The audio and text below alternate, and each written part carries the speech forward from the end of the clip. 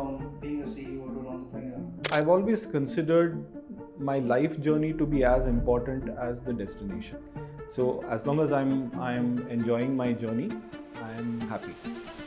So you think the startup culture in the country right now is going on well? You see promise in the startup culture right now? I think it's good to have startups, and I think India needs to go the startup route. We have to start thinking big in terms of technology, in terms of redefining paradigms. That does not happen. A person like you, why did you take a research first approach? Gopal sir, thank you. Welcome to Founders in Fame. How are you doing, sir? Doing well, thank you for having me over. It's been a long time. 1997.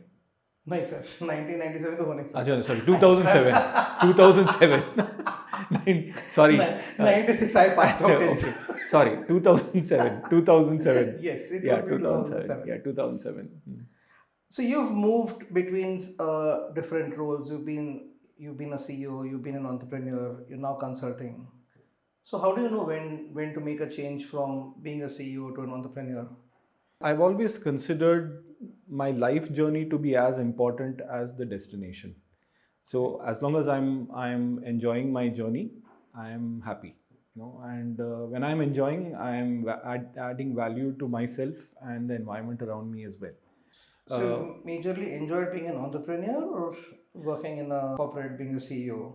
I've always wanted to create and get the freedom to create. So being in a corporate life, even if I am a CEO, as long as I'm not the promoter, I would not have the ability. I will not have the freedom to create.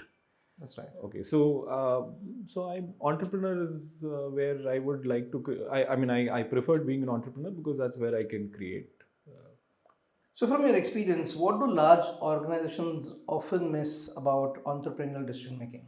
I think large organizations in India especially are very bureaucratic, because that is something which comes from the size that they are in. They have to have checks and balances in place and processes and systems in place. Right. So when all this has to be brought in, there is a lot of bureaucracy that comes in. The bureaucracy slows down innovation and quick decision making. So you think the startup culture in the country right now is going on well? You see promise in the startup culture right now? So especially innovation driven. I think it's good to have startups, and I think India needs to go the startup route.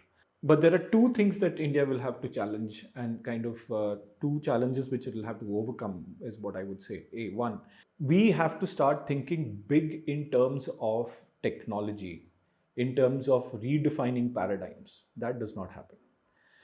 How many Googles can we expect from this country? If you look at the pharma industry, we still don't have any blockbuster drugs which have been discovered by our country. We always would like to re-engineer drugs which are going off patent. We are always Me Too people.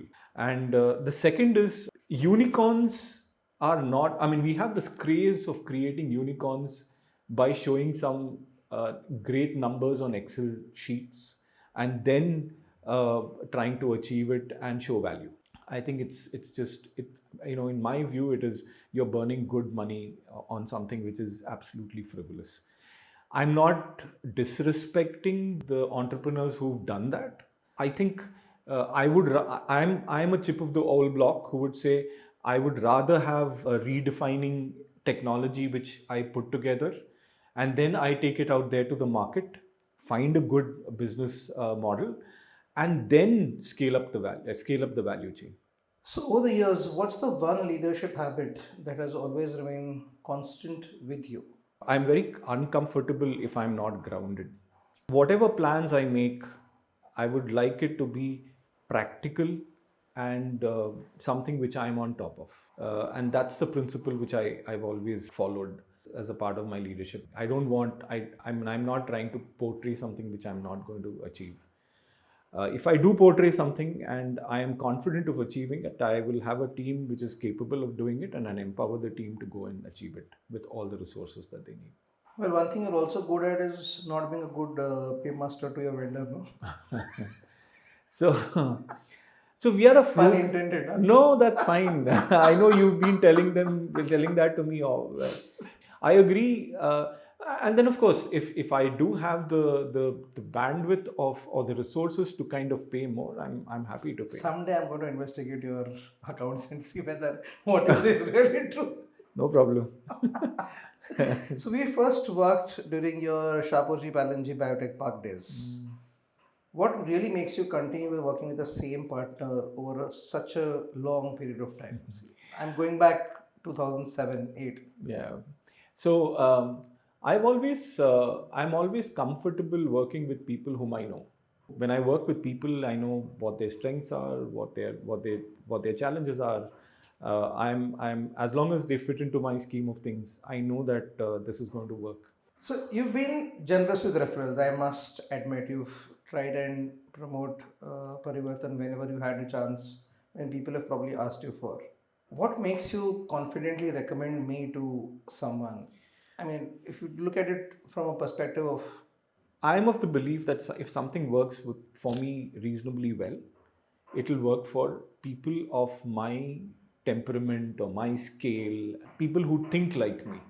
so in consulting, how do you quickly sense whether a relationship will last or not?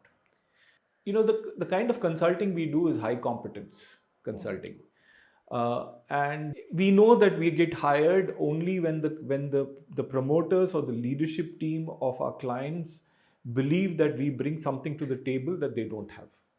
Okay. It could be either from a competence perspective or from a thinking clarity perspective, or it could be even capacity perspective. And obviously there has to be a certain amount of customer delight. So I must say this: you have a very strong design sensibility, despite being from a finance background. Why do you think design is still so underestimated by a lot of businesses today?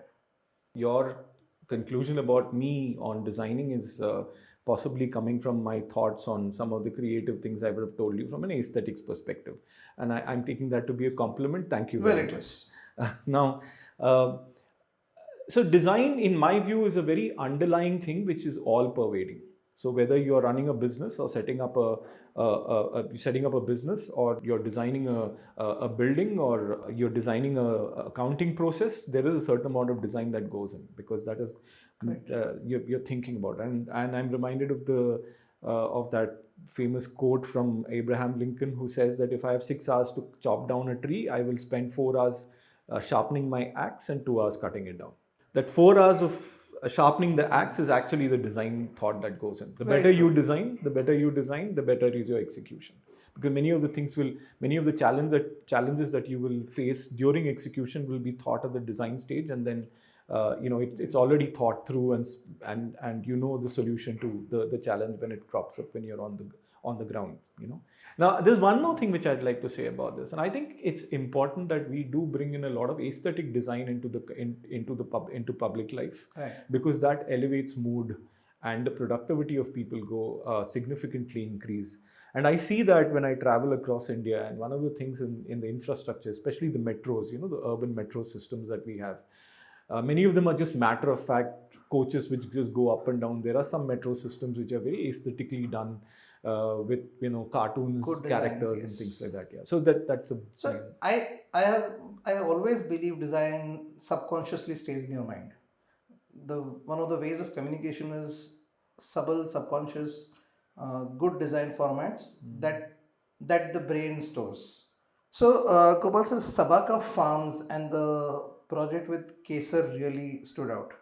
What sparked that idea? And a person like you, why did you take a research first approach? Kesar came much later. Okay, so as I said, Indian startups don't think big. From a technology perspective, Yes. where is the next Google coming from? Hmm. Uh, in 2018, I started consulting not for consulting, but hoping that along my journey in consulting, I will identify ideas which I can then translate into big technological innovations, and or in my view, big technological innovations, which could then convert into an enterprise, is what I thought, where India would have the strength, and the market would be the world, and things like that. Right. Yeah. Points that came into my mind, I mean, which I came across was this: one, 60% of Indian population is expected to live in urban areas by 2050, said UNDP. Almost the overwhelming majority of farmers in India don't make money, and they are in farming primarily because they don't know of any other vocation. Okay. Now the question that I had is, if I wanted to get into agriculture, what would I do in such a situation if I decide that I want to do it in India? Okay. So the thought that came into my mind is, can I grow plants without sunlight and soil in rooms in urban settings? Okay. So we started in 2019 January. We took a small space in the University of Hyderabad, and we started growing plants inside rooms. No light, no sunlight, no soil. We started off with 4 plants. So two plants, amaranthus and spinach, I think. Yeah. We put them in a small 4x4x4 box.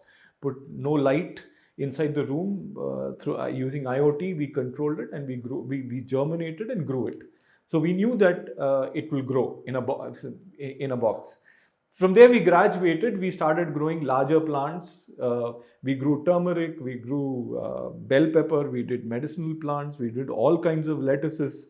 All these things in successive larger scales. So not 4 plants. Then we, at the peak in 2020 to 2021, when we were in COVID, we were growing almost 25 or 30,000 lettuces in a small room of 500 or 700 square feet.